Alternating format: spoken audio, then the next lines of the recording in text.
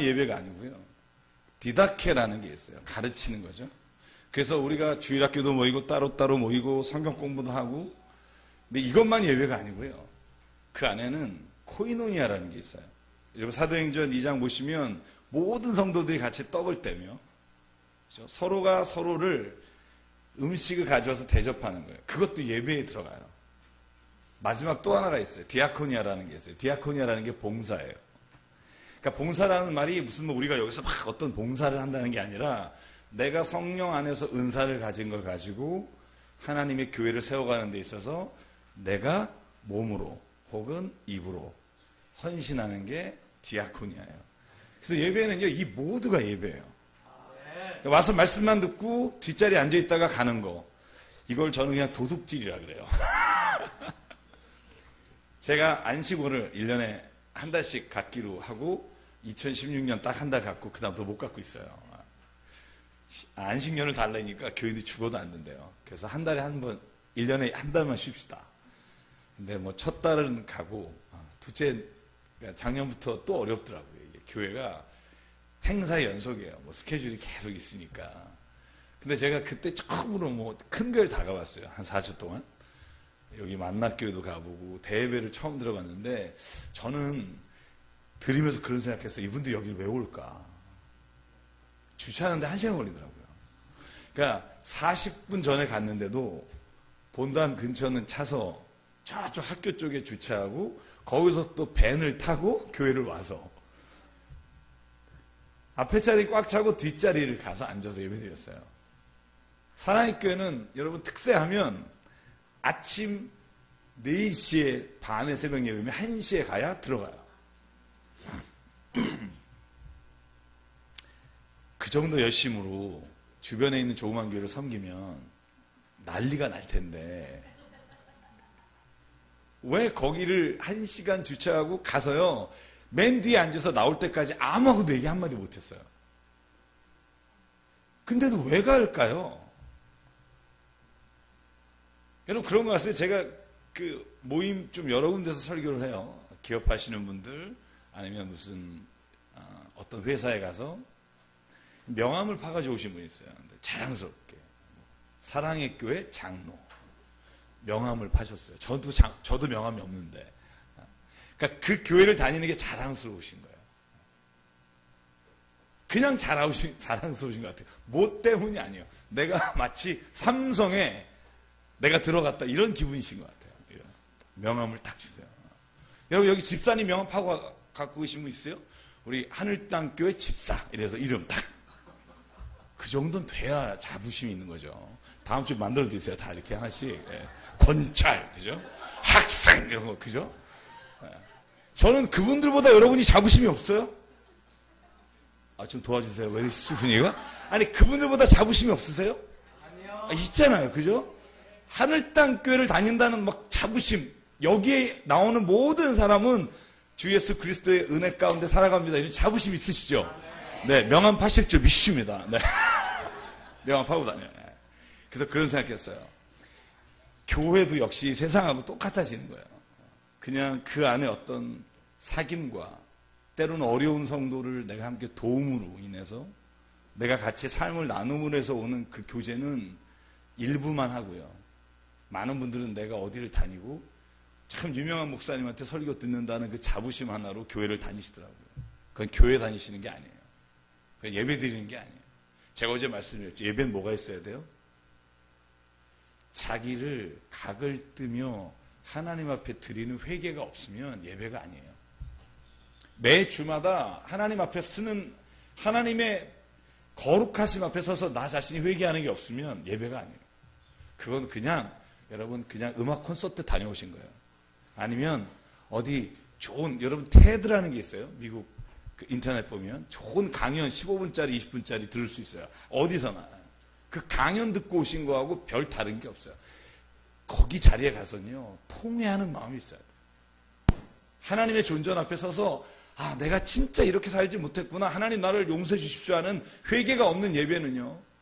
제사를 드릴 때 아무것도 가지지 않은 제사가 없듯이 예배 드릴 때 회개하는 심령으로 자복하는 마음으로 오지 않으면 그 예배는 예배가 아니라는 거예요.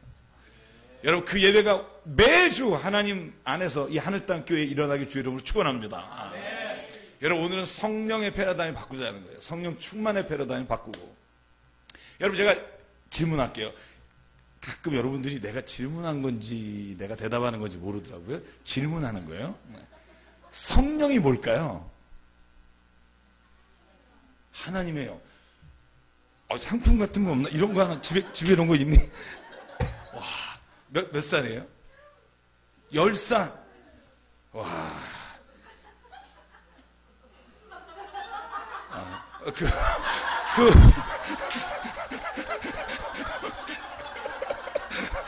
뭐 읽어보니까 뭐 이재영 목사님 사용권 이런 거 애들이 싫어해요 그런 거.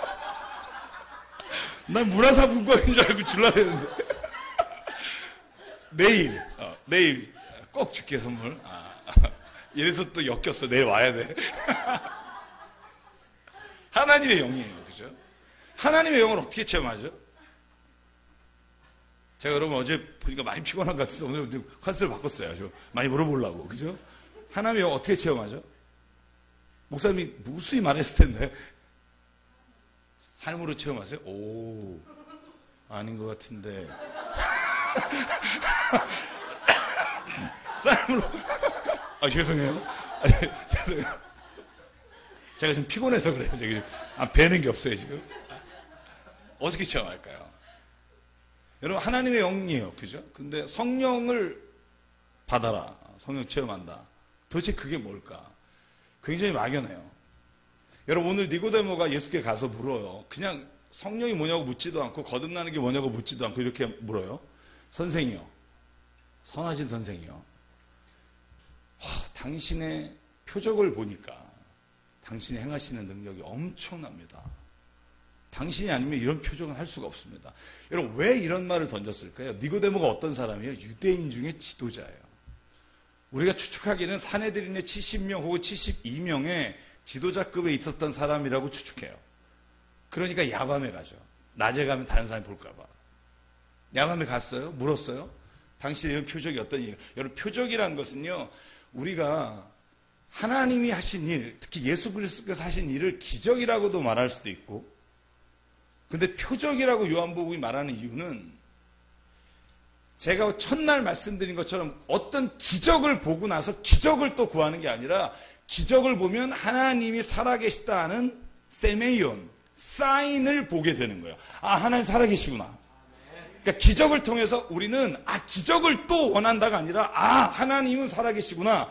그래서 이 표적이란 단어가 세메이온이에요. 사인이라는 뜻이에요. 사인. 하나님 살아계신 사인을 보여주셨구나. 그죠? 왜 이게 니고데모가 그렇게 궁금했을까요? 야밤에 가서 무슨 거듭나야 됩니까? 이게 아니야. 표적을 어떻게 하셨어요? 이렇게 물어본 이유가 뭘까요? 저는 곰곰이 생각해 보면 니고데모가 종교인이고요. 그 중에도 지도자급인 사람이 예수께 가서 그렇게 물은 이유를 제가 생각해 보면 이런 거예요. 자기는 이런 경험이 없거든요. 자기는 종교 생활을 열심히 하고 하나님 앞에서 율법도 읽고 하나님이 하지 말라고 하는 613개 율법 조항을 다 따르고 살지만 이 안에 감동이 없는 거예요.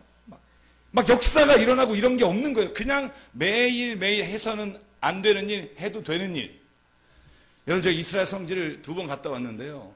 제가 어느 날 딱 예루살렘에 도착한 날이 안식일이었어요. 금요일날. 저는요, 말로만 듣다가 호텔에 딱 들어갔는데 엘리베이터가 2대예요. 근데 한 대는 안 오고 한 대가 왔어요. 그래서 탔어요. 탔는데 문을 아무도 안 닫아요. 누르니까 안 닫혀요. 그래서 그냥 뭐 올라가겠지 그러고 서서 가는데 층마다 서요. 1분씩인가 30초씩인가 서서 안 닫혀요. 그게 바로 유대인 엘리베이터였어요. 안식일 엘리베이터. 안식일에는요, 버튼을 누르는 것도 노동이라고 해서 안 눌러요. 그래서 모든 층이 서요. 여러분, 10층 가면 몇 분 걸리는지 아세요? 15분 걸려요. 이러고 있다가 내렸어요. 내려서 옆에 거 탔어요. 옆에는 외국인을 위한. 지금도 그렇다니까요. 지금도요, 제가 친구가 거기서 공부하고 있을 때 전화해서 그런데요. 좀 빨리 좀 와달라고. 그래서 전화는 왜 되는지 모르겠어. 전화를 걸어서 갔더니 저 불 좀 꺼달라고. 노동이래요. 그것도. 여러분 이스라엘에 가면 제일 발달한 게 뭔지 아세요? 타이머예요. 안식일에는 밥솥도 못 누르고 에어컨을 못 켜니까 타이머가 모든 물건에 있어요. 안식일이 되면 타이머가 켜지는 거예요. 여러분 니고데모가 그렇게 살지 않았겠어요? 지도자인데. 종교 생활을 했다는 거예요. 종교 생활. 여러분 신앙 생활과 종교 생활의 차이가 뭘까요? 종교 생활은요. 내가 하나님 앞에 나와서 하나님이 하라는 걸 하면 내가 복 받을 거라고 생각하고 사는 게 종교 생활이에요. 우상과 하나님의 차이가 뭘까요? 우상은 좀 힘이 약한 하나님이고 우리 하나님은 어디선가 누군가 힘이 센 하나님이라. 하나님과 우상의 차이가 그런 거예요? 아니에요. 우상은요. 아무리 그 우상이 어떤 존재인지는 상관없어요. 여러분 예전에 어르신들도요. 아들이 장원에 한양에 가서 장원 시험 보잖아요. 큰 나무 밑에 정한수 떠놓고 빌었어요. 정한수를 큰 나무 밑에 놓을 수도 있고 아니면 달밤 혹은 아주 명당인 데다가 천지신명께 빈다고 비나이다 정성을 들여요. 무릎을 꿇고 10시간씩. 여러분 불교가 저희 교회가 보은사라고 하는 선릉에 있는 그 옆에 있어요. 저 수능날 길 한번 잘못 들었다가 못 빠져나왔어요. 뭐냐면 그 보은사라는데 수능에 시험 치러 들어가려고 자가용이 수백 대가 줄 서 있는데요. 저희 교회도 비슷하잖아요. 수능 때만 나오시는 분들이 꽤 많아요. 가서 뭐예요? 비나이다. 우리 기독교도 그렇게 되어버렸어요. 하나님 비나이다. 그때 지나면 끝. 그게 뭐냐면요. 우상이에요. 우상의 의미가 뭐냐면 아무리 우리가 지극정성을 드리거나 헌금을 하거나 시간을 쏟거나 무릎을 꿇거나 금식을 해도 우상에게 특징이 뭐냐면 그 신을 혹은 그 무슨 물건을 섬김으로 인해서 내가 복을 받기를 원하는 게 우상이에요. 하나님을 우상처럼 섬기시면 안 돼요. 하나님께 지극정성 드리고 교회 열심히 나오고 헌금하면 우리 집 잘 되게 해주시겠지. 이건 우상을 믿는 거예요. 하나님을 믿는 게 아니에요. 하나님을 믿는다는 뜻은요. 살아계신 하나님께서 우리의 창조주 되심을 믿는 겁니다. 믿으십니까? 그 하나님이 오늘 우리를 왜 창조하셨냐 하면 하나님이 우리와 자녀 삼아 주시고 그 자녀가 우리의 삶 가운데서 하나님을 높여드리고 같이 관계를 맺고 그 보이지 않으나 영원하신 하나님 앞에서 우리가 살아가기를 그러므로 우리는 하나님을 바라보며 우리의 죄된 모습을 날마다 회개하는 게 그게 하나님 앞에 선 존재예요. 내가 지극정성을 들여서 무엇을 얻기 위한 건 우상을 믿는 거예요. 그게 아무리 하나님 일일지라도. 여러분 출애굽기 32장 33장 읽어보시면 거기에 이스라엘 백성이 출애굽해서 모세가 십계명 받으러 올라간 사이에 밑에서 벌어진 일이 뭐죠? 아론과 그 모든 사람이 금을 모아다가 가락지를 다 모아서 송아지를 만들었어요. 송아지를 만들고 뭐라고 기도했는지 아세요? 이것은 우리를 이집트에서 구원하신 하나님이시다 그랬어요. 여러분 이건 그냥 금송아지 우상이다가 아니라 이 분이 우리를 이집트에서 이끌어내신 하나님이시다. 그걸 모세가 돌판 들고 내려오다 보고 던져서 깨버리잖아요. 그죠? 왜 하나님이 제2계명에 우상을 만들지 마라. 나의 우상, 나라고 하는 하나님의 형상을 만들지 마라. 왜 그랬을까요? 인간은요. 그 형상을 두면 그 형상에게 내가 노력과 봉사를 바치고 그것이 나에게 주는 것을 기대하며 살기 때문에 그래요. 십자가는 우상이 아니에요.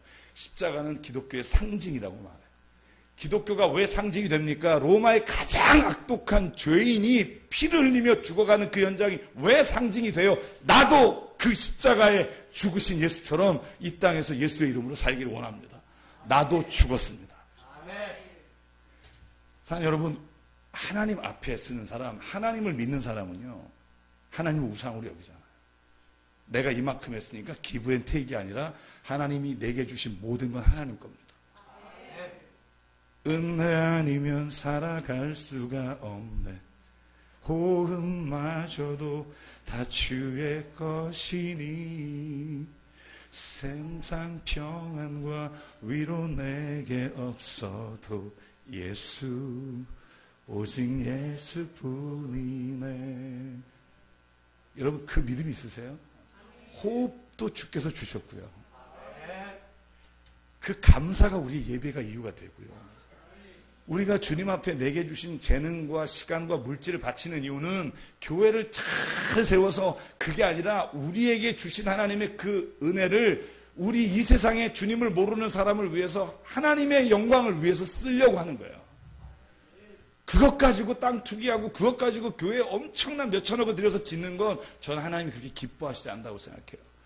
제가 말이 좀 딴 데로 빠지지만 이 얘기는 해야겠어요. 학개서 2장 읽어보시면 성전이 바벨론 포로 이후에 완전히 멸망된 이후에 다시 성전을 세우는 장면이 나와요. 그때 어떤 장면이 나오냐면요. 하나님 죄송합니다. 예전에 솔로몬은 저기 정말 그 으리으리한 나무를 가져다가, 그죠? 그 무슨 나무죠? 백향목을 가져다 세웠는데 우리는 지금 뒷산에서 나무배다가 주의 성전을 짓습니다. 학개서에 보면 하나님한테 정말 미안한 마음으로 기도를 해요. 근데 하나님 뭐라고 하시는 줄 아세요? 나는 너희가 처음 드린 그 성전보다 이 성전이 더 내게 귀하다. 하나님이 보시는 기준은 우리와 달라요. 그래서 사는 여러분, 하나님을 믿으시기 바랍니다. 그냥 우상을 믿고 우상을 섬기다가 하나님처럼 우상을 섬기지 않길 바라고요.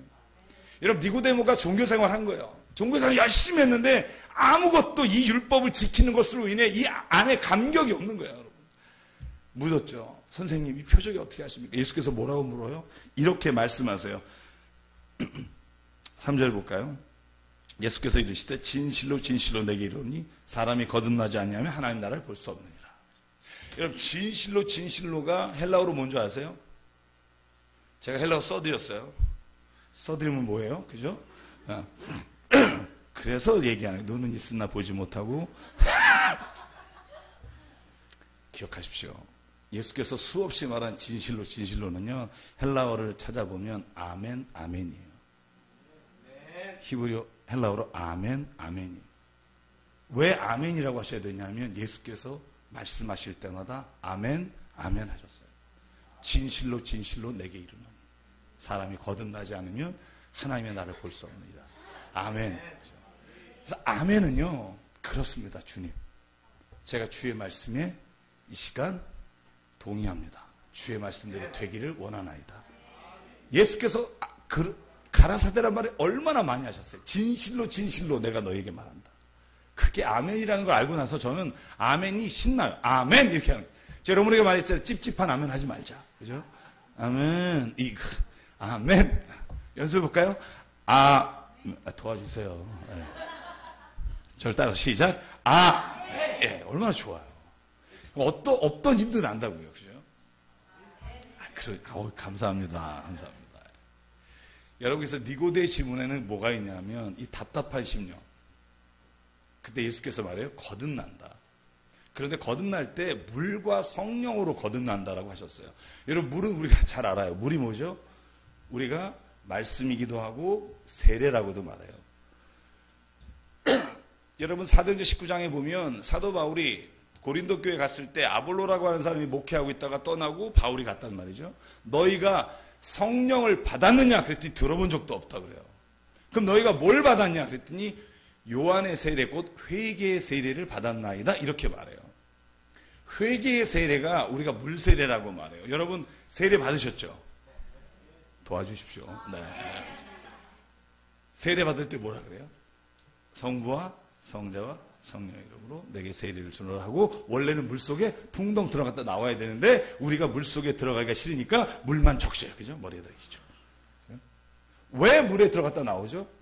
세례 받을 때 다 설명드렸죠? 왜 들어갔다 나오죠? 예전에 나는 죽고 예수로 다시 삽니다. 그게 세례예요. 회개의 세례예요. 그러니까 물속에 나는 죽고 욕심과 정욕으로 사는 나는 죽고 이제 예수 그리스도로 삽니다. 이 물세례예요. 그런데 이 물세례로만이 되지 않는다는 거예요. 성령 세례를 받으라는 거예요. 성령으로 세례를 받아라. 성령으로 거듭나야 한다. 이 말이 무슨 말일까요? 제가 다시 첫 질문으로 왔어요. 성령이 뭘까요? 왜 예수께서는 성령으로 거듭나지 않으면, 성령 세례를 받지 않으면, 다시 말하면 성령 충만하지 않으면 안 된다고 말할까요? 여러분, 회개 세례는요, 말씀으로 말미암아 내가 이제 과거에 나는 죽고 내가 예수로 삽니다라고 고백하는 거예요. 살았어요. 그러면 과거가 단절했단 말이죠. 그러면 우리가 어디로 가야 하는지를 어떻게 알 수 있어요? 성령께서 알려주시는 거예요. 여러분, 그 말씀을 제가 볼게요. 성령이라는 단어가 무려 379번 있어요. 성경 안에. 신약 안에. 근데 신약 중에 이걸 성령으로 번역한 단어가 150회인데 그 중에 70회가 사도행전에 쓰여요.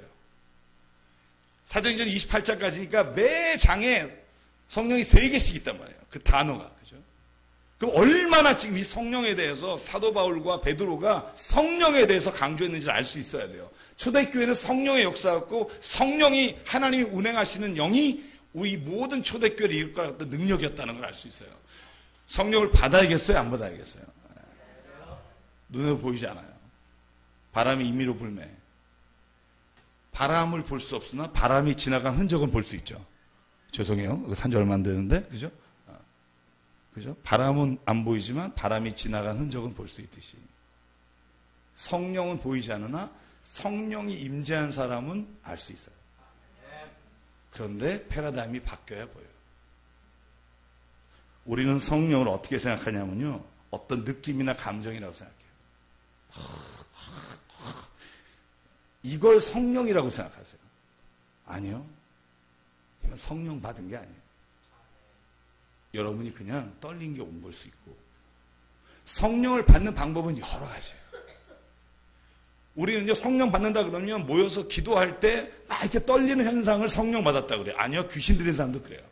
보신 적 없죠? 전 아버지가 기도원 하실 때 무수히 많은 분이 거품 불리고 쓰러지는 거 봤고요.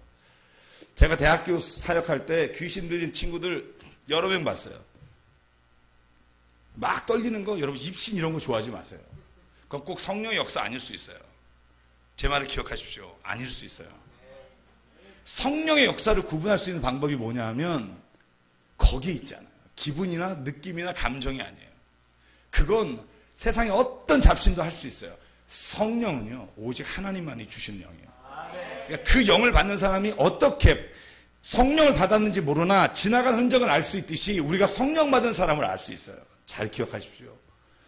여러분 성령 받으셨습니까? 제가 물을게요. 성령 받았다고 생각하시는 분. 좀 어려우시면 발이라도 이렇게 제가 볼게요. 눈치채면 안 되니까. 그죠? 성령은요, 여러분에게 제가 설명하기가 어려운 거예요. 뭐냐면 성령은 체험한 사람만이 알아요. 여러분, 제가 베트남에 선교를 갔다 와요. 동남아시아에 선교를 한 20번 갔어요. 처음에 갔을 때 베트남에서 길거리에서 파는 여러분 과일의 황제가 뭔지 아세요? 두리안. 두리안을 먹으라는 거예요. 이렇게 생겼어요. 갔어요. 트럭에. 세상 그런 똥냄새 나는 거. 세상 못 먹었어요. 처음에 가서 장로님 한 분이 저를 시장에 끌고 가서 두리안을 먹이려고, 여러분 진짜 장갑 끼고요. 아시죠? 비닐 장갑 끼고 이걸 손으로 뜯어 먹어야 돼요. 저는 그걸 보면서 짐승 이런 생각이 들었어요. 그 화장실 냄새 나는 걸 왜 먹을까? 안 먹어. 절대 안 먹었어요. 그 다음에 또 두리안을 먹으라 해서 그랬더니 요번에 암 드시면 안 돌아가시겠다는 거예요. 한국에. 그냥 목사가 진짜 교인이 원하면, 그죠? 이게 만두도 빚고 칼국수도 하듯이 입에 넣었어요. 그냥 하나님 나 죽진 않겠죠. 이러고 확 맛있는 거예요. 그러니까 이 목구멍에 넘어갈 때 이 맛이 이게 뭐지? 이런 느낌이 드는 거예요. 그래서 제가 한국에 와서 두리안 전도사가 됐어요. 그래갖고 두리안 먹으러 가자. 그러면은 못 먹어보시면 물어봐요. 어떻게 생겼니? 이렇게 생겼어. 맛이 어떤데? 이게 똥냄새가 나는데. 그럼 전부 다 안 먹어. 그 입에 넣어주기까지 얼마나 오래 걸리는 줄 아세요? 아무리 내가 맛있었고 내가 정말 먹어봤는데, 야 이거 한번 먹어봐. 안 먹어요. 제가 미안해요. 성령을 이렇게 비유해서. 성령도요, 체험한 사람은 아는데 이걸 줄 수가 없어요. 성령이 그 각자의 하나님을 만나는 영이 그 안에 거하시기 전엔 알 수가 없는 거예요. 그런데 분명히 알 수 있는 건 영이 임하면 달라져요. 똑같을 수가 없어요. 왜냐하면 그 영이 내 삶에서 나를 운행하시기 때문에. 근데 제가 성령에 대한 오해를 여러분에게 한 가지 말씀드려요. 이렇게 오해하시면 안 돼요. 기분이나 감정이 아니에요. 성령은요, 말씀의 영이에요. 왜 성령이 말씀의 영이냐면 예수께서 하신 말씀들을 제가 지금부터 여러 개를 불러드릴게요. 제가 다 중간에 생각하고 제가 요한복음 넘어갈게요. 14장 16절 17절 찾아주실래요? 같이 한번 읽을게요. 16절부터 17절 두 개 시작. 내가 아버지께 구하겠다. 그리하면 아버지께서 다른 보혜사를 너희에게 보내셔서 영원히 너희와 함께 계시게 하실 것이다. 그는 진리의 영이시다. 세상은 그를 보지도 못하고 알지도 못하므로 그를 맞아들일 수 없다. 그러나 너희는 그를 안다. 그것은 그가 너희와 함께 계시고 또 너희 안에 계실 것이기 때문이다. 그러나 보혜사 곧 아버지께서 내 이름으로 보내실 성령께서 너희에게 모든 것을 가르쳐 주실 것이며 또 내가 너희에게 말한 모든 것을 생각나게 하실 것이다. 아멘. 성령이 뭘 하시죠? 예수께서 하신 말씀이 떠오르게 하시고 가르치신 것이 그의 마음속에 깨닫게 하시는 것, 생각나게 하시는 게 성령이에요. 진리의 영이시라니까요. 성령 체험하면 어떻게 돼요? 하나님의 말씀을 갈구하게 돼요. 사도행전 19장에 너희가 성령을 받았느냐 그랬을 때 못 받았다 그랬을 때 사도 바울이 거기서 성령을 받으라 하고 기도할 때 12명이 성령을 체험하고 방언하기 시작해요. 여러분 그 다음 장면이 뭔지 아세요? 그 다음 장면에 사도 바울이 거기에 머물면서 두란노라고 하는 곳에서 성경 말씀을 가르쳐요. 성령을 받았을 때 그 성령을 유지하는 방법은요, 더 기도원 가서 방언 받고 막 하는 게 아니라 말씀을 읽을 때 성령이 깨닫게 하시는 은혜가 있다는 거예요. 기억하십시오. 성령은요, 하나님의 말씀인 성경이 하나님의 말씀으로 읽혀지고 하나님의 뜻을 깨닫게 하고 생각나게 하시는 게 하나님의 영이에요. 여러분 에베소서 6장에 보면 제가 PPT는 없는데요. 여러분 전신갑주를 입으자 기억나십니까? 6장에 구원의 투구, 의의 흉배, 진리의 허리띠, 발에는 뭐죠? 평안의 복음의 신, 그 다음에 믿음의 방패, 그죠? 마지막 제가 하려고 하는 게 여기겠죠? 성령의 검, 곧 말씀입니다. 기억하십시오. 성령이 하나님의 주시는 하나님의 은혜이고 하나님의 영인데 그 성령이 곧 말씀으로 임한다니까요. 말씀 없이 성령 받았다는 건 거짓말이에요. 아니면 귀신 들렸거나. 구분하셔야 돼요. 말씀이 없이는 성령 임할 수 없어요. 왜냐하면 성령은 진리의 영이시고. 여러분 예수께서 하신 말씀을 더 한번 읽어볼까요? 제가 중간에 생각하고 이거부터 읽어볼게요.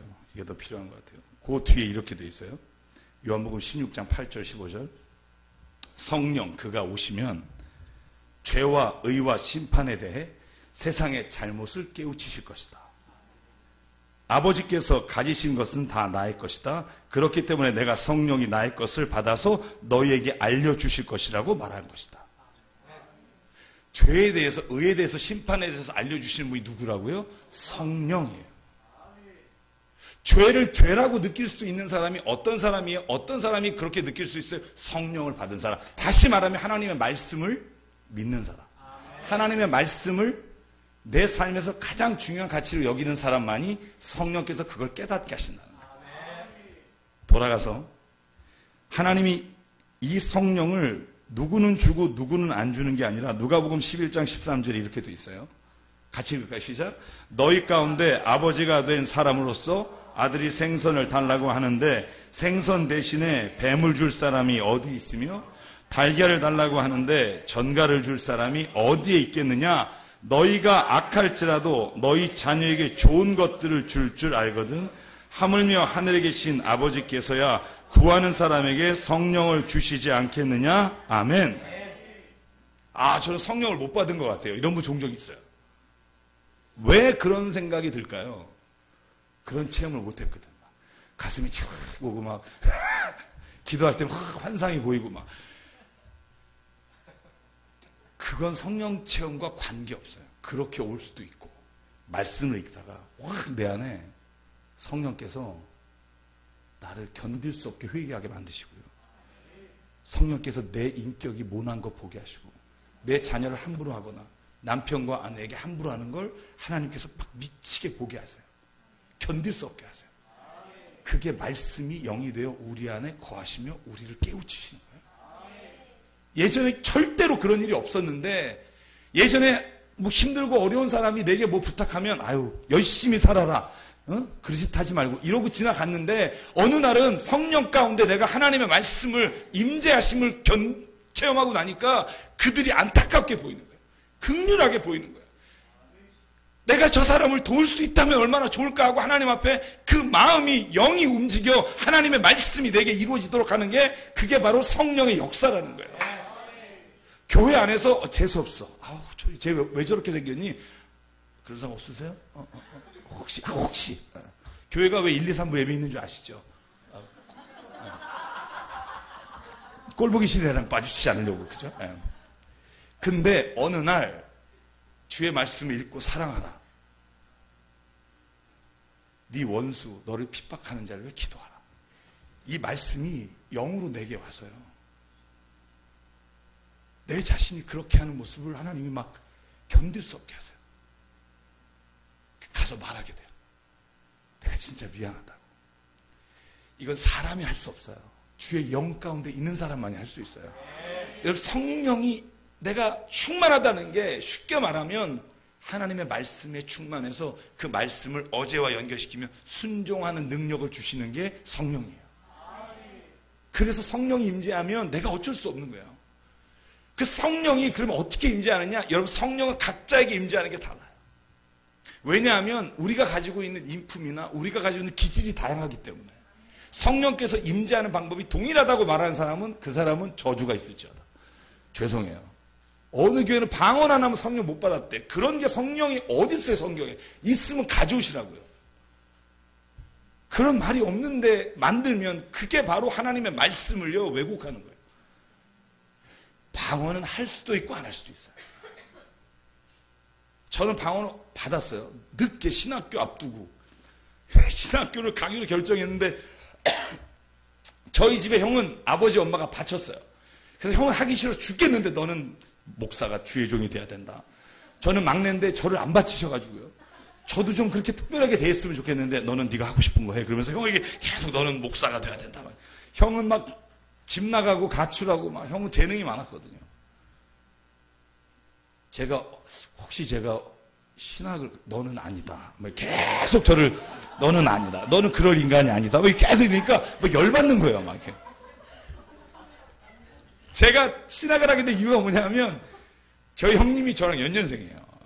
18개월 차이인데, 저희 형님이 신학교 가셔서 제 고3 때인데, 제가 옛날부터 기타 치고 이런 거 워낙 예수전도단에서 찬양 사역을 했었기 때문에 너무 좋아했어요. 고2 때부터. 예수전도단 서울역에 가서 찬양하고. 근데 형이 저에게 레크레이션 인도 좀 해달라는 거예요. 정신지체야 방문해서 위문하는데.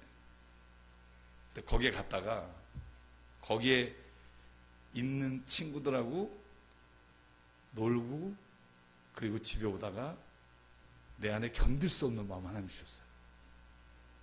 사는 게 뭘까? 제가 고등학교 1학년 때부터 DJ를 봤어요. 비 오는 날 여러분에게 뭐 이런 거 하고 막 이런 거 그랬어요. 제 꿈이 그거였어요. 그런 방향으로 좀 하고 싶다. 근데 그날 갑자기 제 안에 견딜 수 없게 사는 인생의 방향에 대해서 제 자신에게 물었어요. 그걸 함으로 네가 뭘 원하니? 제가 부모님에게 말씀드렸어요. 내가 주일을 하고 싶은 생각이 너무 많다. 그랬더니 말리시더라고요. 너는 형을 도와야 된다. 너는 성공해서 형이 목회하는 걸 도와야 된다. 근데 내 안에서 자꾸 그 아이들이 떠오르는 거예요. 그래서 지금까지 제가 그 정신지체 친구들 그 봉사하고 또 뭐라 그러죠? 그 독거노인분들 섬기고 이런 일을 쉬지 못하는 게 우리 교회가 저에게 주신 사명이기 때문에. 제가 그것 때문에 신학을 했고 그것 때문에 목사가 됐기 때문에. 저희 교인들 싫어하든 좋든 그냥 가요. 지난 10월 마지막 주에 저희 교회 다 가서 저희는 추수감사절 무슨 부활절 행사 때요. 저희는 교회 안에서 있지 않고 오후에 다 거기에 가서 저희랑 같이 거기 청소하고 거기에 술 취하신 알코올 중독자분들에게 복음 전하고 그 쪽방에서 한 평에 들어가서 교회 처음 나와서도 가요. 담대하게 가서 기도하고 들어가요. 그럼 하나님이요 그분을 섬기게 하시고 저희의 추수감사절 들어온 모든 걸 다 나눠드리고 그리고 그분들과 기도할 때 막 얼마나 행복한지 몰라요. 저는 태생이 그래서 그런지 그때 하나님이 제게 성령으로 임재해 주셨는데 제가 신학교 원서를 쓰고 나서 깨달은 게 있어요. 제가 성령의 방언을 못 받았다는 거예요. 제가 굉장히 애고가 강해요. 아버지가 기도원 하시고 집회 그렇게 많이 했으면 여러분 제가 그죠?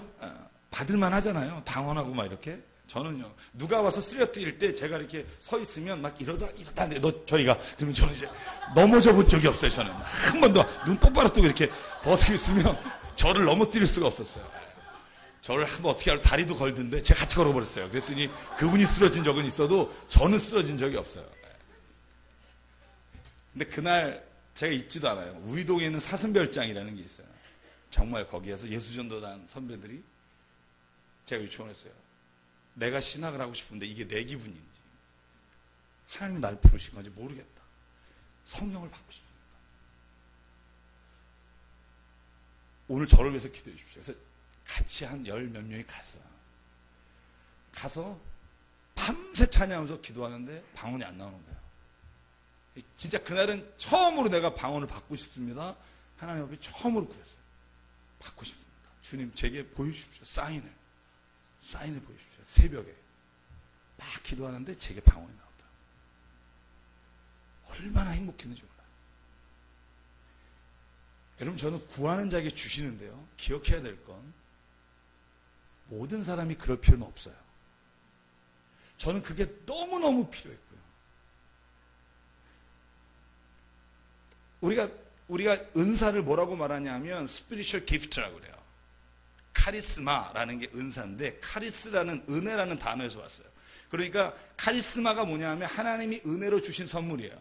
선물이니까 하나님이 주시고 싶은 것을 주시는데 정말 내가 막 붙잡고 다리 붙잡고 정말 달라 그러면 하나님께서 함께 주실 수 있다고 믿지만 그게 곧 성령 충만은 아니에요. 잊지 마십시오. 성령 충만과 은사는 달라요. 왜냐하면 성경에서요. 성령 충만은 말씀 충만이고 말씀의 전적인 순종이지만 또 하나의 성령에 대한 정의가 있어요. 그게 뭐냐면 고린도전서 12장을 같이 읽고 말씀을 나누도록 할게요. 지나가는 길에 하나 해볼까요? 여러분 성령하고 술 취한다는 거하고 비교한 성경이 진짜 많죠. 사도행전 2장 12절. 여러분 사람들이 모두 너를 어쩔 줄 몰라 어떻게 된 일이냐 하면 그를 조롱하면서 그들이 세수에 취했다. 그렇게 말했는데 사도행전 2장 14절에 보면 지금 아침 9시다. 그러나 이 사람들은 여러분들 생각하지 술에 취한 게 아닙니다. 여러분 이렇게 얘기한 걸 보면 술 취한 것과 성령이 취한 게 얼추 비슷하니까 그랬겠죠. 사람들이. 안 그러면 이런 얘기가 나왔겠어요? 술 취한 게 아니다. 마치 사무엘상 1장에 한나가 그래도 술 먹고 주정하지 마. 이 기억나세요? 그거 보면 성경도 안 읽고 텔레비전 드라마도 모르고 그죠? 그러니까 막 그런 거예요. 마치 술 취한 여자가 막 이렇게 막 이러듯이 한나가 그 성전에서 할 때 제사장이 그런 엘리 제사장이 말하잖아요. 너 술 취했구나. 아닙니다. 술 취하지 않았습니다. 똑같은 거예요. 그래서 제가 어디에 보니까 술 취한 것과 성령이 취한 것하고 공통점이 나오더라고요. 한번 말해보실래요? 해보신 분들. 둘 다 해보신 분. 뻔뻔하네요. 네. 이렇게 돼 있어요. 술 취하면 말이 많아진다. 기억하시죠? 네. 우리끼리 기억하시죠? 네. 말 무지 많아져요. 무지 많아져요. 성령 취해도 많이 많아져요. 왜냐하면 예수 그리스도를 체험한 것 때문에. 둘째, 끝도 없이 노래 불러요. 내가 왜 이런지 뭐 이런 거 있죠, 그죠? 술 취한 사람들, 그죠? 눈물의 씨앗이라고 말하겠어요, 뭐 이런 거죠. 성령이 취해도 찬송가가 나. 저희 교회를 처음 나오신 분이 많아요.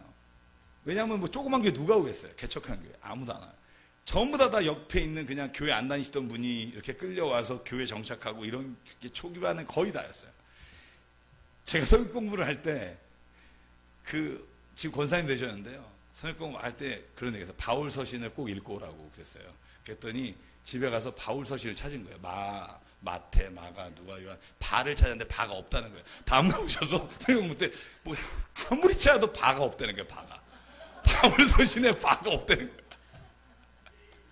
그런 분이요 권사님 되셨어요. 성경 통독 저랑 3번 하고. 그리고 그분이 항상 하는 말이 뭐냐면, 목사님 나는 왜 쓰레기 봉투 버리러 갈 때도 찬송이 나오는지 모르겠다. 계속 찬송이 나오는 거예요. 주와 같이 길 가는 거 즐거운 일 아니다.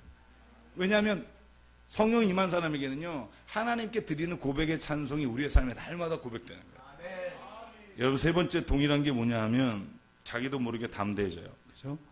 술 취하신 분은 아무데나 요상방뇨 하시고, 그죠? 성령이 취한 분은 길거리에 만나는 사람마다 주님을 전해요. 그리고 마지막으로 술 취한 사람은요, 또한 성령이 취한 사람은 옆에 있는 사람에게 냄새가 나요. 어떤 사람은 술 냄새 나고, 어떤 사람은 은혜의 냄새가 이렇게 풍겨요. 고린도 후서 1장, 2장, 3장에 나오는 것처럼 너는 그리스도의 향기라. 너를 통해 많은 사람들이 그 향기를 받게 될 것이다. 너는 그리스도의 편지라. 우리가 문서로 읽는 글씨로 편지가 아니라 너 자신이 사람들에게 보내신 하나님의 편지다. 여러분, 이걸 믿으십니까? 그러니까 여러분들의 얼굴을 보면 사람들이 예수님 이런 분이겠구나. 우리 한번 옆에 분 보고 한번 해볼까요? 예수님이 당신같이 했군요. 시작. 예수님이 당신같이 지겠군요. 네. 부부끼리 도저히 그런 얘기가 안 나와요? 네? 당신을 보니까 예수님을 본 것 같습니다. 굉장히 힘들어 하시는 것 같아요. 네. 제가 어제 말씀드린 것처럼 우리가 그렇게 되는 게 성령 충만이에요. 은사를 주시는 이유는요, 에베소 4장 12절 이렇게 되어 있어요. 성도를 온전하게 하여 봉사 일을 함께하며 그리스도의 몸을 세우게 하려 하십니다. 우리가 다 하나님의 아들을 믿는 것과 아는 일에 하나가 되어 온전한 사랑을 이루어 그리스도의 장성한 분량이 충만한 데까지 이르게 한다. 이게 성령의 은사를 주신 목적이에요. 그러니까 온전하게 되고 우리가 무슨 일을 할 때 기쁨으로 하게 될 수 있는 거예요. 성령의 은사를 체험하면. 왜냐하면 그 일이 내게서 너무너무 행복한 일이 되니까. 말씀을 가르치든 전도를 하든 믿음을 가지든 어떤 것이든. 그런데 여러분, 우리가 잘못 생각하는 게 뭐냐면 은사의 계급을 정한다는 거예요.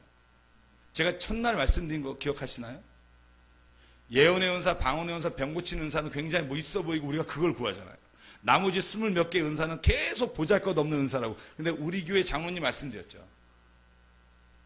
그저께 일도 기억이 안 나시니까 어쨌든 그렇죠? 우리 교회 장로님 한 분이 매일 쓰레기 청소하시는데 그 봉사의 은사, 믿음의 은사 말씀드렸죠. 그러니까 은사는요, 우리가 보기에 보잘것없고 좋은 1류 은사, 2류 은사가 있지만 하나님에게는 똑같다는 거고요. 또 하나의 은사의 착각은 뭐냐면 은사는요, 성령 충만함을 입은 성령의 열매와 성령의 은사가 다르다는 걸 기억하셔야 돼요. 성령의 은사는 다양하지만 성령의 9가지 열매는 모든 은사를 입은 자가 모두가 받아야 되는 하나님의 선물이에요. 쉽게 말하면 9가지 열매를 맺지 않는 성령의 은사는 하지 말라는 거예요. 기억하십시오. 하지 마십시오. 만약에 내가 방언을 하고 예언을 하고 병고침을 한다 해도 거기에 사랑과 희락과 화평과 오래 참고 자비와 양성과 충성과 온유와 절제가 없으면 안 해야 돼요. 아멘 안 하시는 거 보니까 하실 것 같은데 끝까지. 내가 만약에 주님의 그 은사를 받았는데 내가 가서 은사를 할 때마다 화평이 깨져. 안 해야 돼요. 절제를 못하고 예를 들면 교회 권위나 앞에 있는 사람을 무시하고 뭔가를 계속한다. 안 해야 돼요. 내가 만약에 예언의 은사가 있어서 가서 말 족족하는 대로 사람들이 다 실망하고 상처받고 사랑이 나타나지 않으면 안 해야 돼요. 왜냐하면 열매가 은사보다 훨씬 더 귀해요. 제가 하는 말이라고요. 천만의 말씀. 고린도서 12장 13장 읽고 오늘 마칠 텐데요. 고린도서 12장 13장 14장이 다 성령의 은사와 사랑에 대한 것과 방언과 예언에 대한 말씀이에요. 여러분 한번 고린도전서 12장 그러니까 이제 읽어봅시다. 저와 같이 12장 8절로 11절. 제가 8절 여러분 9절 같이 읽을게요. 어떤 사람에게는 성령으로 말미암아 지혜의 말씀을, 어떤 사람에게는 같은 성령을 따라 지식의 말씀을,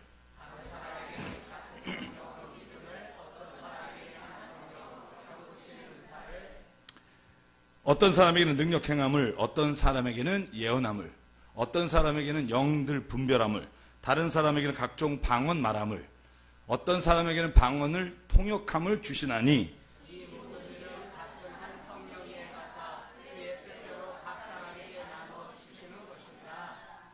아멘. 그 다음에 12장 21절 같이 읽죠. 시작. 눈이 손더러 내가 너를 쓸 데가 없다 하거나 또한 머리가 발더러 내가 너를 쓸 데가 없다 하지 못하리라. 아멘. 이 말이 뭐냐 하면 성령의 은사 중에 어떤 한 은사를 가진 사람이 야, 너 그게 무슨 은사라고 받았니? 라고 말할 수 없다는 거예요. 모든 은사는 하나님 안에서 하나님의 지체를 이루어가는 몸이 되기 때문에. 그런데 중요한 게 있어요. 그게 뭐냐 하면 고린도전서 12장의 은사장을 딱 설명한 이후에 마지막 절이 이렇게 되어 있어요. 30절, 31절. 여기서부터는 집중해서 들으시기 바랍니다. 더. 같이 읽죠. 시작. 다 병 고치는 은사를 가진 자에게느냐, 다 방언을 말하는 자에게느냐, 다 통역하는 자에게느냐, 너희는 더욱 큰 은사를 사모하라. 내가 또한 가장 좋은 길을 너희에게 보이리라. 아멘. 야, 누가 다 방언하고 통역하면 어떡하니? 더 큰 은사를 모두가 다 사모해라. 그리고 시작하는 게 고린도서 13장 1절이에요. 내가 사람의 방언과 천사의 말을 할지라도 사랑이 없으면 소리나는 구리와 울리는 꽹과리가 되고, 내가 예언하는 능이 있어 모든 비밀과 모든 지식과 또 산을 옮길 만한 믿음이 있을지라도 사랑이 없으면 아무것도 아니야. 내가 내게 있는 모든 것으로 구제하고 그리고 내 몸을 불사르게 내어줄지라도 사랑이 없으면 아무 유익이 없느니라. 같이 한번 더 읽을까요? 시작. 내가 사람의 방언과 천사의 말을 할지라도 사랑이 없으면 소리나는 구리와 울리는 꽹과리가 되고, 내가 예언하는 능력이 있어 모든 비밀과 모든 지식을 알고 또 산을 옮길 만한 모든 믿음이 있을지라도 사랑이 없으면 내가 아무것도 아니요, 내가 내게 있는 모든 것으로 구제하고 또 내 몸을 불사르게 내줄지라도 사랑이 없으면 내게 아무 유익이 없느니라. 아멘. 앞에서 말한 20몇 가지의 예언을 쫙 설명하고 맨 마지막에 너희는 더욱 큰 은사를 사모하라. 사랑은 이렇게 시작해요. 제가 어머니 기도회를 해요. 화요일마다. 오늘 아침에도 어머니 기도회 3시간 하고 왔어요. 같이 말씀 나누고 책을 읽고 기도하는데요. 어느 날 한 집사님이 와서 이러는 거예요. 목사님, 제가 지금까지 교회 와서 교회 나온 지가 얼마 안 돼서 자기가 여태까지 구한 게 큰 믿음 달라는 거였어요. 하나님 큰 믿음. 다른 분처럼 방언도 하게 해주시고. 진짜 제가 정말 저분들 믿음 보면 너무 초라한 것 같아서. 근데 성경을 읽다가 고린도서 13장을 읽는데 하나님의 성령 가운데 확 말씀하신 게 있다는 거예요. 그게 뭐냐 하면 산을 옮길 만한 큰 믿음이 있을지라도. 여러분 믿어서 산 옮겨보신 적 있나요 혹시? 작년에? 없으세요? 올해는? 네. 거짓말하면 지옥 갈 수도 있다는 거예요. 여러분. 보세요. 산을 옮길 만한 믿음이에요. 이 믿음은요 보통 믿음이 아니에요. 근데 오늘 사도 바울이 뭐냐면 산을 옮길 만한 믿음이 있을지라도 사랑이 없으면 뭐라고요? 아무것도 아니에요. Nothing.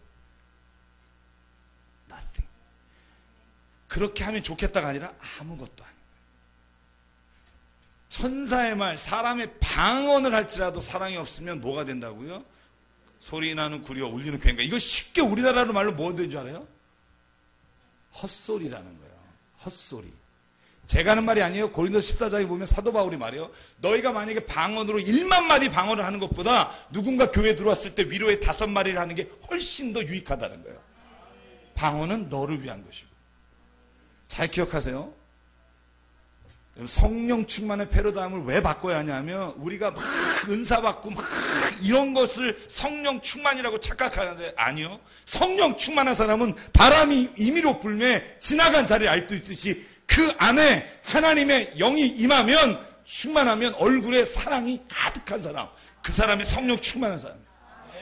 후기 인상파 얼굴 가지신 분은요 바꾸셔야 돼요. 그거는 아니지만 여러분 우리 안에 성령이 임하면요,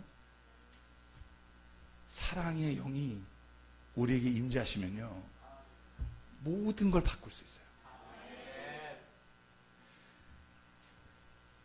여러분 사랑 안에 붙잡혀 산다는 것 자체가 얼마나 중요하냐면, 여러분이 집에 가서 아무리 자녀들에게, 남편에게 교회 나오라고 방언으로 기도해도요, 시끄럽다 그래요. 죄송해요. 방언이 뭔지 모르는 사람 시끄러워요.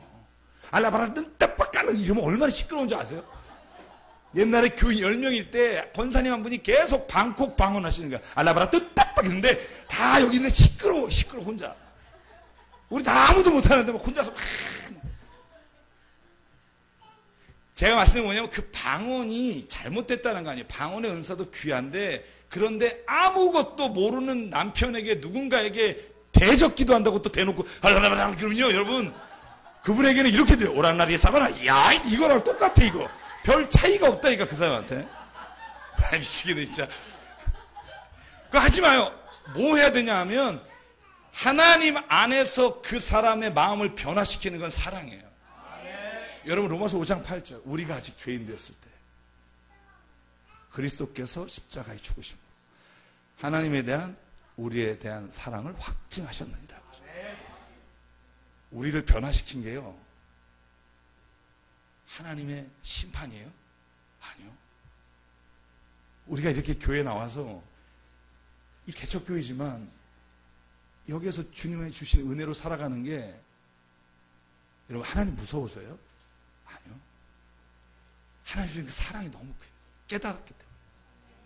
우리가 사람을 바꿀 수 있는 유일한 길은, 우리가 바꿀 수 없지만 하나님의 그 성령의 영, 사랑의 영이 임재하사 누군가에게 그 사랑으로 내가 얼굴을 대하면 하나님이 하신다는 거예요. 우리가 할 수는 없어요. 성령의 충만은 뭐냐면 사랑의 충만함이에요. 옛날에는 내가 성령을 가지고 있다는 은사로 다른 사람을 정죄하고, 너는 이거 못하니까 네가 무슨 권사냐, 네가 무슨 집사냐라고 남을 정죄하는 마음이 있다면 그건 성령이 아니에요. 은사가 아니에요. 이제 더 이상 그건 타락한 은사예요. 여러분 큰 교회 목사님들이 다 그렇게 교회를 키웠어요.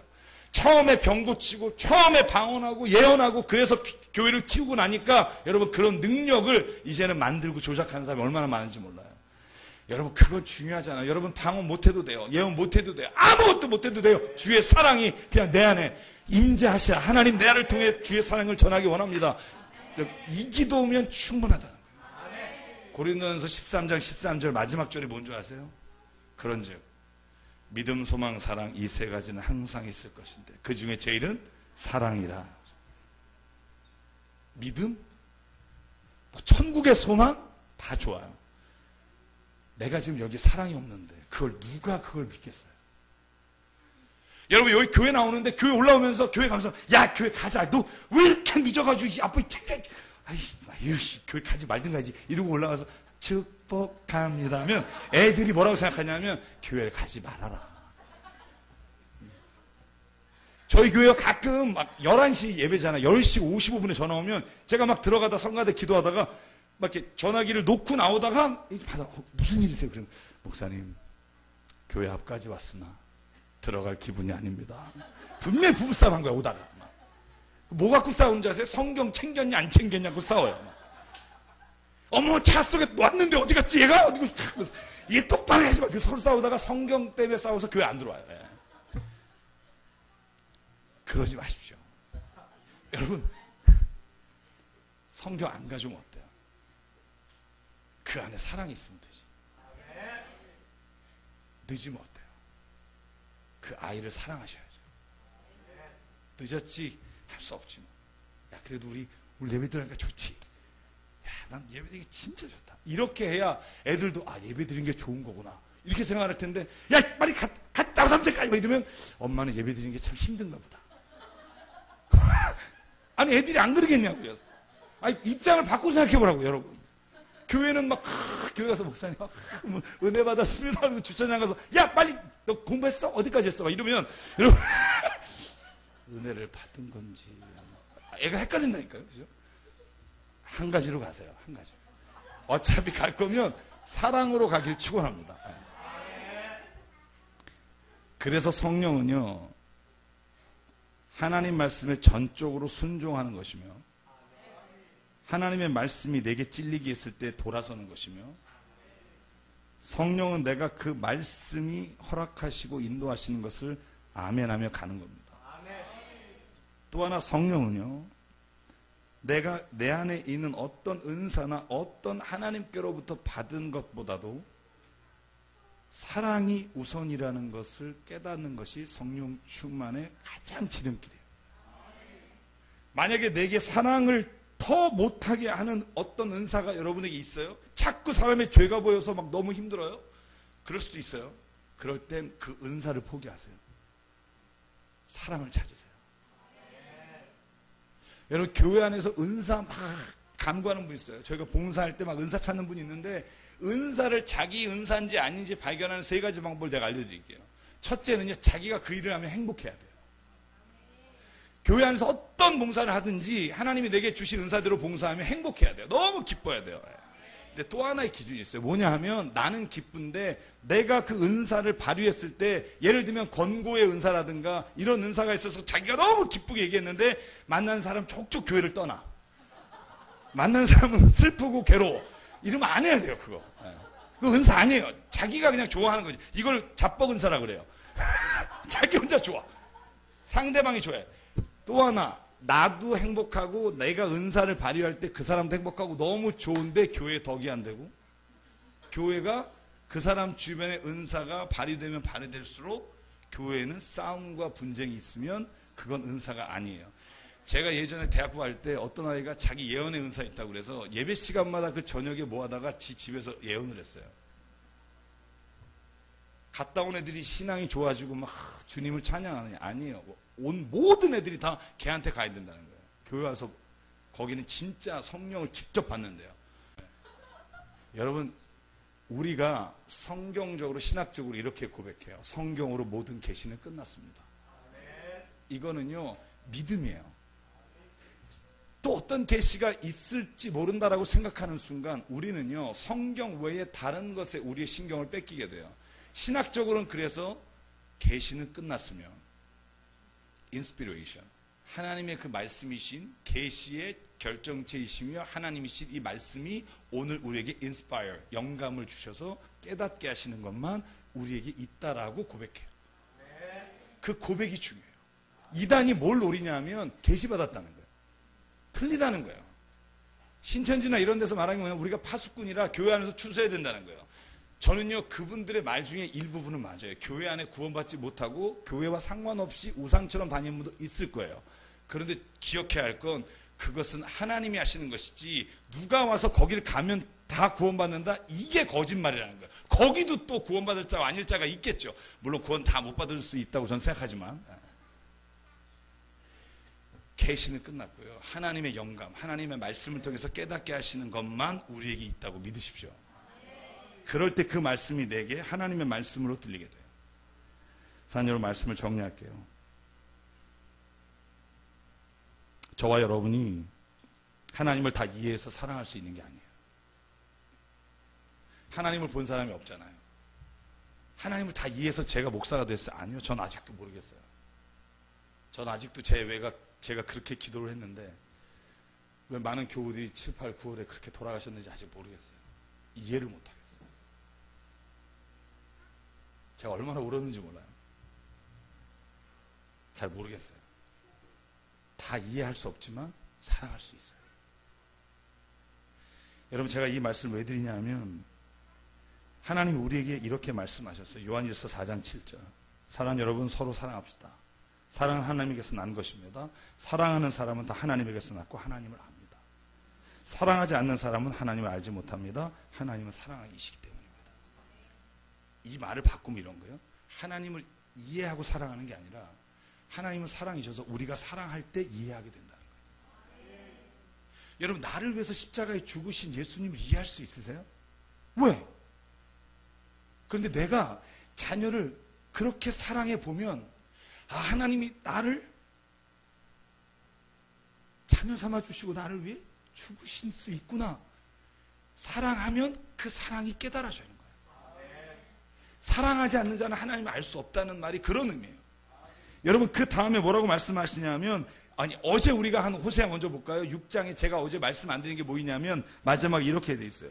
우리가 주님을 알자, 애써 주님을 알자. 새벽마다 여명이 오듯이 주님께서 그처럼 어김없이 오시고 해마다 쏟아지는 가을빛처럼 오시고 땅을 적시는 봄비처럼 오신다. 6절 같이 있죠. 시작.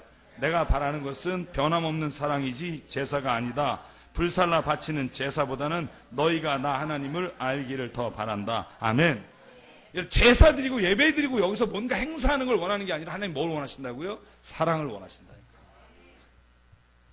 요한일서 4장 9절 10절 같이 이것만 더 읽고 말씀 마칠게요. 시작. 하나님의 사랑이 우리에게 이렇게 드러났으니 곧 하나님이 자기 외아들을 세상에 보내주셔서 우리로 하여금 그로 말미암아 살게 해주신 것입니다. 사랑은 이 사실에 있으니 곧 우리가 하나님을 사랑한 것이 아니라 하나님이 우리를 사랑하셔서 자기 아들을 보내어 우리의 죄를 위하여 화목제물이 되게 하신 것입니다. 아멘. 사랑해야 비로소 보이는 것들이 있습니다. 사랑해야 보이는 게 있어요. 사랑하지 않으면 보지 못하는 거예요. 연인들이 왜 그렇게 여자의 가방을 들고 화장실 앞에서 기다리는지 안 해본 사람은 몰라요. 남자 가오 떨어진다고만 생각하지 그 설레는 마음은 해본 사람이 알아요. 물론 결혼하면 다 바뀌지만 왜 부모들이 그렇게 속을 썩이는 자식을 버리지 않는지 자녀를 사랑해 본 사람만이 알아요.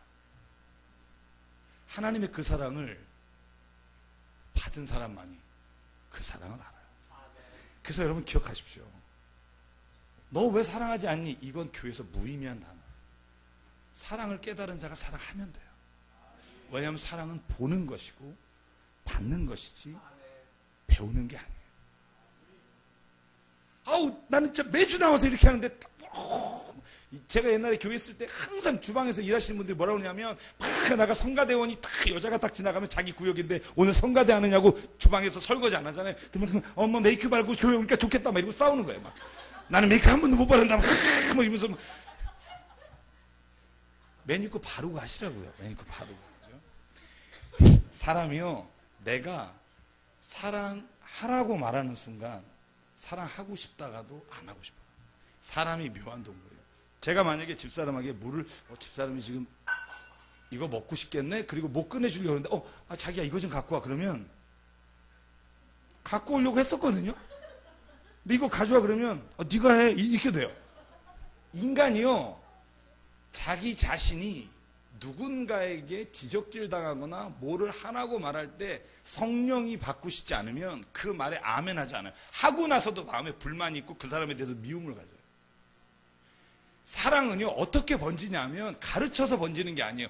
하나님이 우리에게 사랑하라고 가르치시기 전에 그분이 우리를 사랑하셨다니까요. 그러니까 내가 사랑으로 살면 그 사랑이 넘쳐나는 거예요.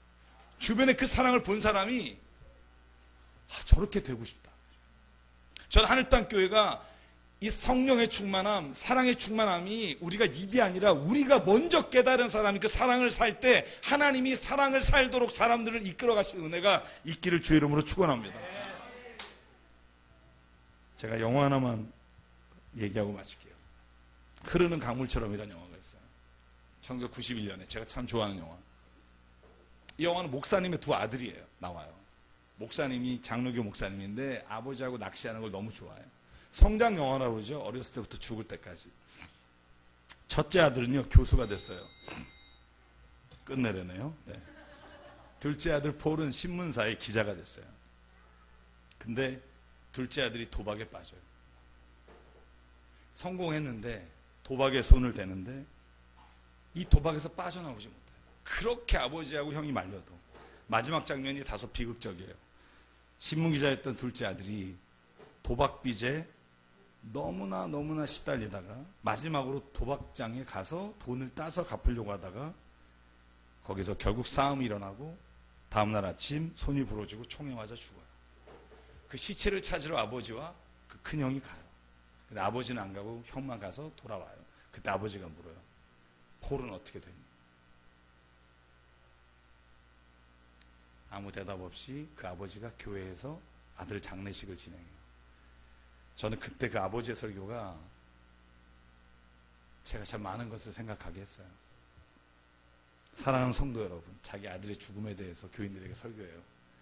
우리는 서로 이해 못하는 사람과 삽니다. 같이 사는 사람들을 도저히 왜 저런지 이해하지 못할 때가 있습니다. 그렇다 해도 우리는 여전히 사랑할 수 있습니다.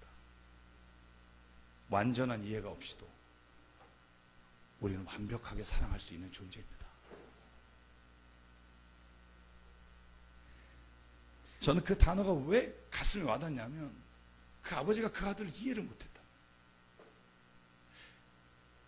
왜 그렇게 성공하고 기자가 돼서 좋은 길이 있는데 왜 자꾸 거기에 빠져들어가서 결국 죽음으로 갔는지 이해할 수 없지만 마지막 순간까지 이 아버지는 그 아들을 이해하려고 한 게 아니라 그 아들을 껴안고 그 사랑하는 마음으로 울 수 있는 거예요.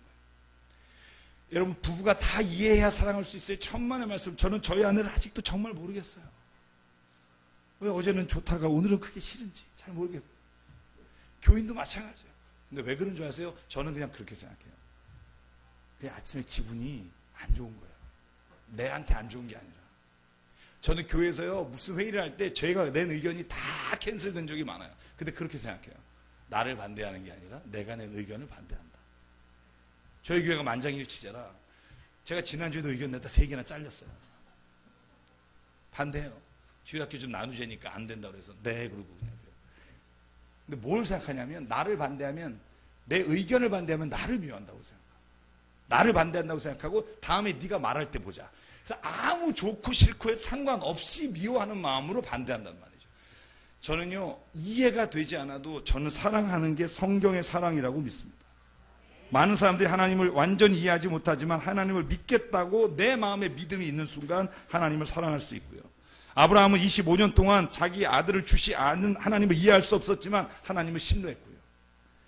모세는 자기가 살인사건을 스스로 해결할 수 없는 비극으로 갔으나 왜 이렇게 하나님이 날 놔두셨는지 이해할 수 없었으나 하나님이 부르실 때 응답하고 출애굽의 길을 갔고요. 바울도 마찬가지고요. 여러분, 우리 인생길에 이해할 수 없는 일들이 내 삶에 일어나세요? 이해하실 수 없을 때 하나님을 믿으십시오. 여러분, 제 딸이요, 어렸을 때는 침대나 아니면 저기 높은 데 가면 아빠 잡아! 그러고 무조건 뛰어요. 그럼 저는 확 깜짝 놀라서 걔를 껴안는 경우가 한두 번이 아니었어요. 걔가 4살 때부터 올라가서 제 눈치를 봐요. 얘가 잡을 건가 안 잡을 건가. 그냥 뛰지 않아요. 요즘 중학생인데 절대 안 뛰어요. 세상을 알아가는 거죠. 저는 어렸을 때 그 아이가 아빠 잡아! 하고 뛰는 게 하나님을 향한 믿음이라고 생각해요. 그 이유는 우리가 모르는 일이 많아요. 신실하신 하나님이, 우리를 사랑하시는 하나님이 우리를 끝까지 지켜주시고 인도하실 거라고 믿으시고 우리 신앙의 길을 함께 걸어가기를 주의 이름으로 축원합니다. 제가 이 찬양 같이 부르고 싶어요.